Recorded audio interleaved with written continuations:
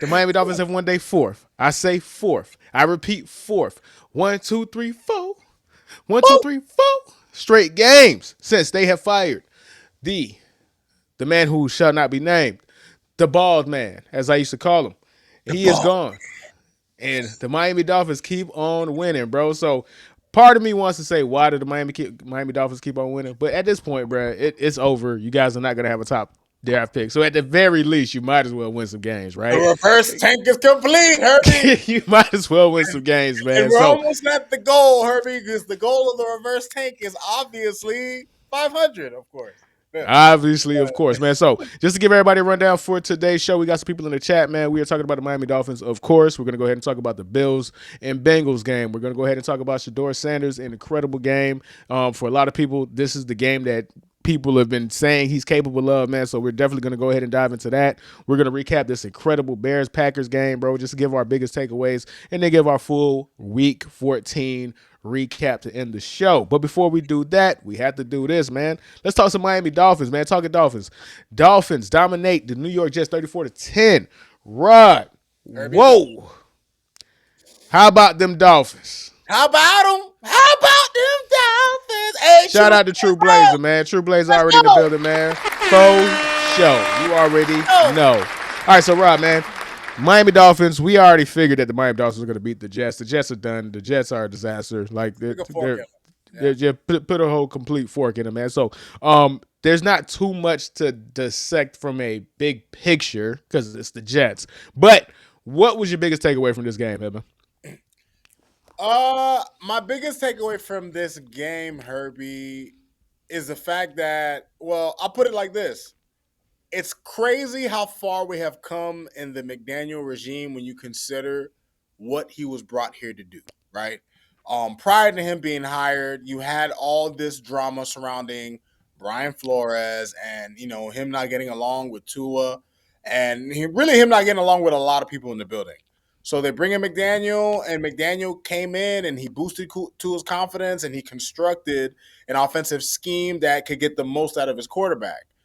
And I find it so fascinating, Herbie, that we have reached a point to where the best iteration of this team at this moment is a version of the Dolphins that takes the ball into his hands. And it doesn't even matter if it's, Devon Achan. It doesn't matter if it's Jalen Wright, Ollie Gordon. It just seems like the Dolphins have reached a point to where, and listen, Greer's the one who decided to sign Tua because that was his draft pick, right? Like, he needed Tua to work because he's the one who signed that contract. He's the one who drafted him. He was the one who was gung ho about him. But when you look at the Dolphins in today's game, Herbie, I mean, Devon Achan goes down with a rib injury, but Jalen Wright took over and he played an excellent game, Herbie. And the Dolphins, sadly enough, as a fan, there's a part of me that feels sad because the way the team is playing in this moment, Herbie, is the way you want your team to play in December. A team that can run the ball at will, a team that can play solid to really good defense. And the Dolphins have been doing that. Yeah, people can point at the competition, but guess what? The Bills are a playoff team, and we gave it to them at home. So, it's the disappointing thing, Herbie, is to see the Dolphins play the kind of football that really a lot of us wanted to see them play, not even just from the start of this season, but from the previous years, right? Like, it took McDaniel really 4 years to really lean on the run. And I think if he had started that way, Herbie, maybe things would have been different in terms of how quickly teams caught on to the passing offense. But either way, Herbie, it's against the Jets. The Jets are a team that, they had a little bit of a fire sale. They're a team that they know they're rebuilding. The Dolphins are masquerading as a team that's trying to save their playoff hopes. But ultimately, it is nice to see the growth, especially from the defense. When you consider where the defense started, that first Colts game, how horrific they were, how terrible they were against the run to start the first half of the season, to see the way the defense has come along, Herbie, 6 sacks, 2 turnovers. No, 6 sacks, 3 picks. My fault, because Ethan Bonner had a nice little one-handed grab toward the end of the game. But it's nice to see the Dolphins playing. Like, this is the Dolphins football, Herbie. Like, this is what I grew up on. I grew up on Ricky Williams running the football hard. I grew up on Jason Taylor getting sacks. Like, this is Dolphins football, and it's sad that we're still doing this version of Dolphins football where the running game and the defense is kind of making up for the quarterback play. But this is where we are. And not to trash on Tua Herbie, because I know last week I was kind of hard on him. We won. Right. He didn't play his best game, but I will say, Herbie, when you watch Tua Herbie, like just the way he moves, just the way he throws the ball, he just doesn't look the same. His throwing motion, his footwork, his mechanics, everything about him is just not the same. Like, to me, it looks like he's putting more of his arm into his throws as opposed to throwing from his body. And I think that goes to him re-aggravating the hip. It just goes to, like, all of his injuries are catching up to him, bro. And to me, it's clearly evident at this point. So it sucks because it's like those are one of the conversations when you want to have, like, you don't want to have a Debbie Downer conversation when we're talking about a team that just won their fourth straight game, right? Like, I get it. We as fans are so beat down that all we could think about is the negatives and stuff like that. But Right. I don't want to harp too much, right? So normally we have a thing where we do fin or fail, right? And we're gonna end on a high note, man. So we'll start with the fails, and then we're gonna get into the fins, right? To transition. So, Rod, who are your fins and fails from this week? You already mentioned the defense. You already did mention Tua. I know that's one of your fins, and I know that's one of your fails, or whatever. So, who else did you have as fin and a fail? So my friend, I finna fail. Let's talk about the O line real quick, man. Yeah, for sure, man, for sure. So look, Herbie, I've given the O line a lot of flack this season, and obviously years past, but especially in recent games, they've come along. Aaron Brewer in particular, he's been nasty all season. He and Patrick Paul have been our most consistently good offensive linemen. I mean, he had a number of awesome blocks today. You can really see how athletic this guy is, especially when he's getting to the second level in the running game. And, like, he has been. I have, like, when it comes to the offensive line, Herbie, he hasn't been a weakness. Like, he has been on point, especially in the running game.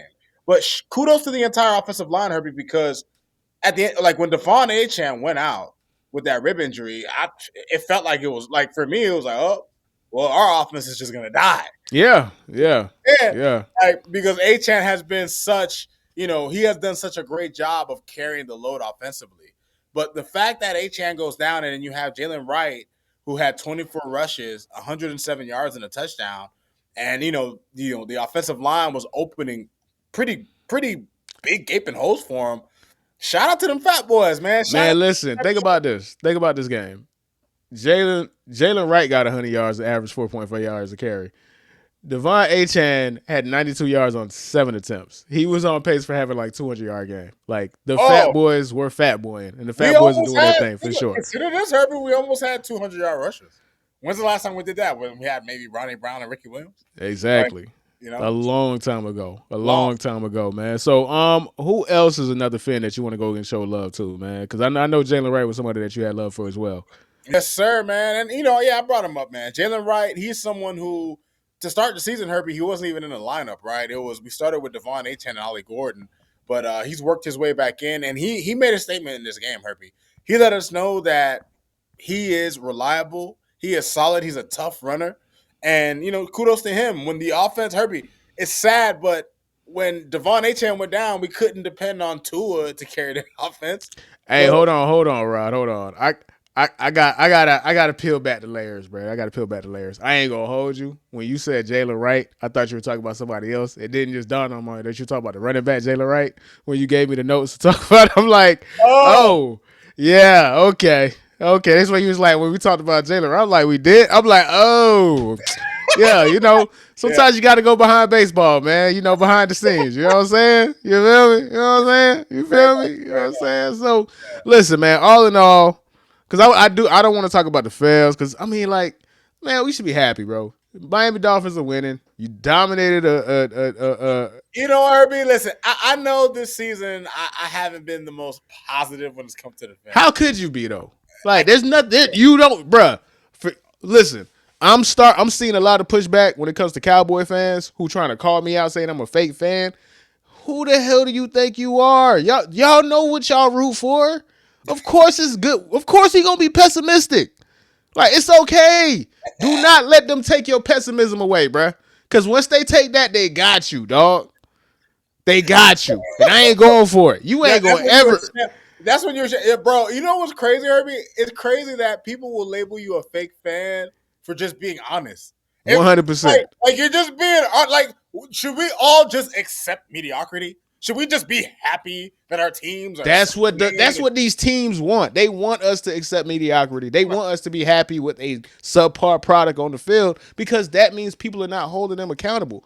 We will never. The people who watch us, me and you, the people who support us, the reason why people come to us is because we will never support that crap. We will never be blind fans, bro. It ain't happening.